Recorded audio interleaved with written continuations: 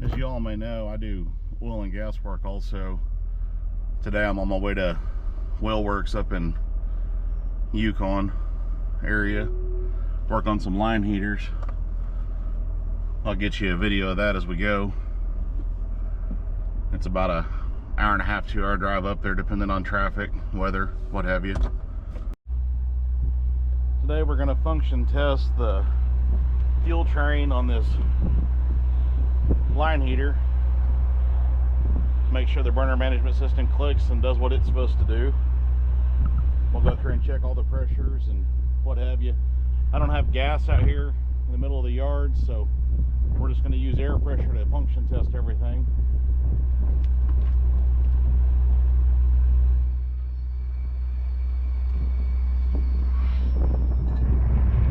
So on the fuel gas scrubber pot, which is also a volume pot, we're holding about 80 pounds,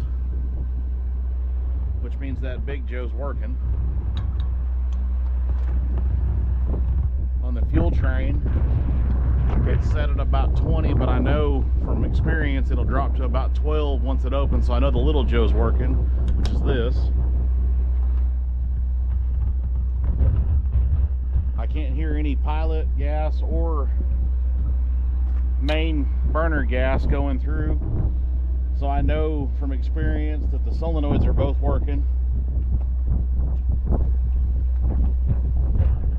We'll function test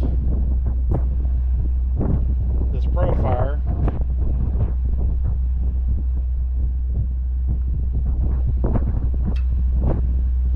I can hear the pilot gas going through. I heard the solenoid pop and it opened, which the main won't open. This main valve up here won't open unless this senses flame, and this is going to attempt to relight 3 times, but I know it's all working, so I'm going to stop that.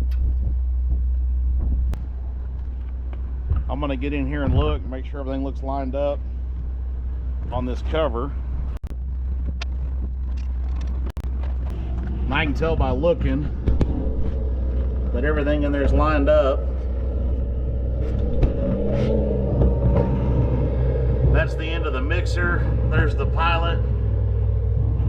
And that brass piece you see is the fuel mixing screw. Everything on this looks copacetic like it's supposed to. We'll go ahead and put this cover back on.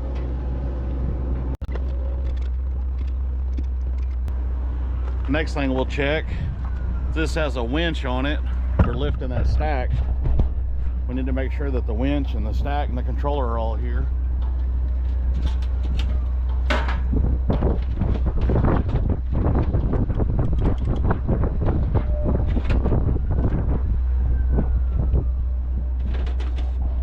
Get this plugged in.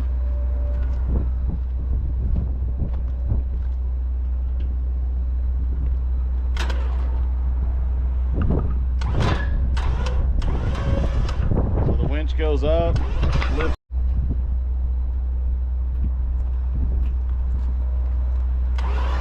the stack, lays it back down.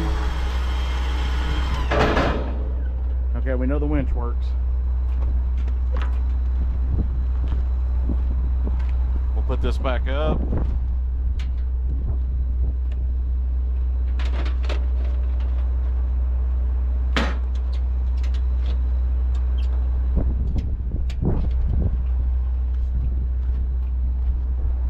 And the last thing we'll do, since this is going to be stored, we want to unhook that Profire.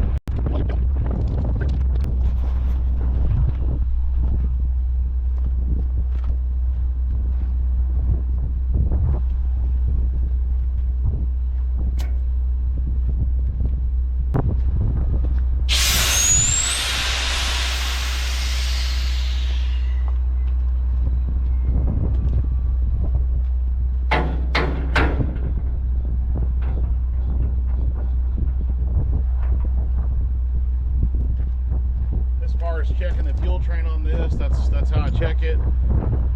You could manually light it with propane if you wanted, but if you adjust it for propane and they get out in the field, they still got to adjust it for natural gas because it's a different makeup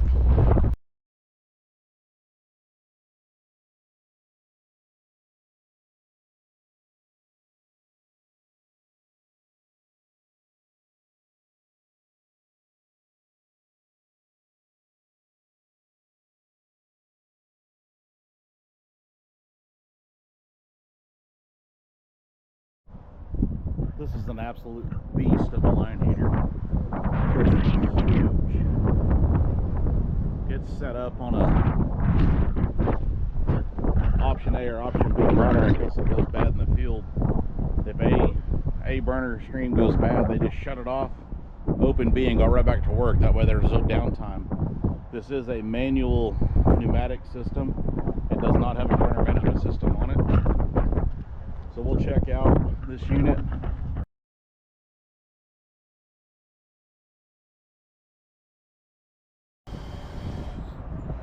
B open, B closed. So both burner streams are working.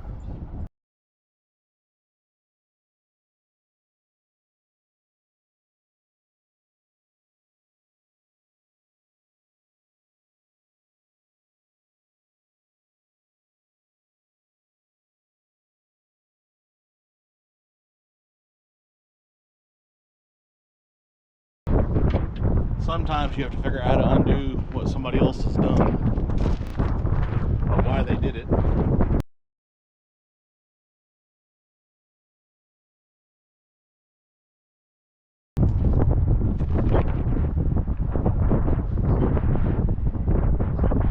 That one's got 13 volts,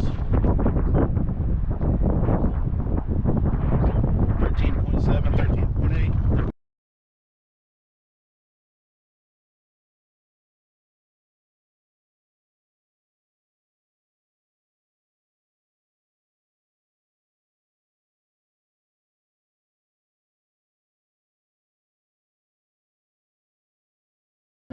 More than likely we'll test this one with propane also, because this one's been sitting for a while.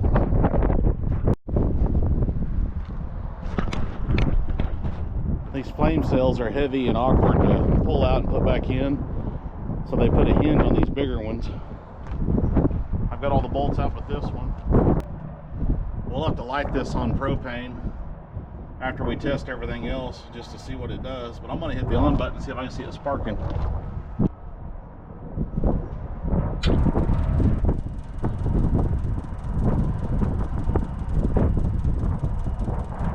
I can see it sparking out there on the tip where it's supposed to.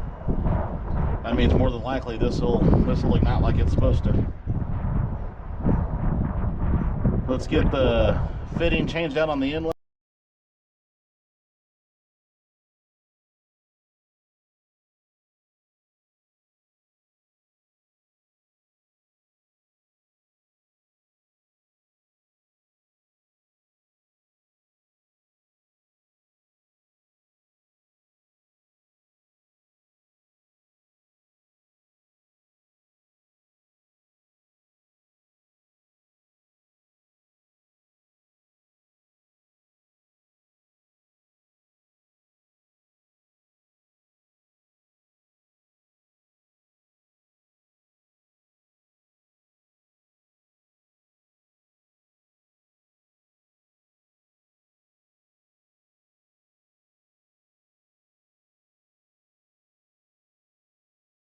Too nasty. It won't move, it'll be no good.